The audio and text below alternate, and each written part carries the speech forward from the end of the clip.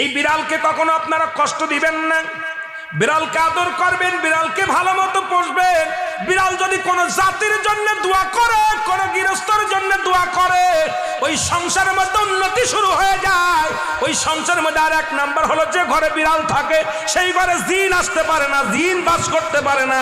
আর একটা ঘোষণা শুনেন, নবীজি বলে গেছেন, যে ঘরের মধ্যে বিড়াল ছানা বাস করে ওই ঘরের মধ্যে জিন জাতি প্রবেশ করতে পারে না। তাহলে ছোট ছোট মাসুম বাচ্চাগুলো যে ঘরের মধ্যে থাকে, মুসলমান অনেক সময় জিনের আশ্রয় পড়ে যায়, অনেক সময় জিনে আসর করে, ওই ঘরের মধ্যে জিনে আসর করে। যে ঘরের মধ্যে বিড়ালকে আদর করে বিড়াল থাকে, ওই ঘরের মধ্যে বিড়াল বিড়াল বিড়াল বিলাই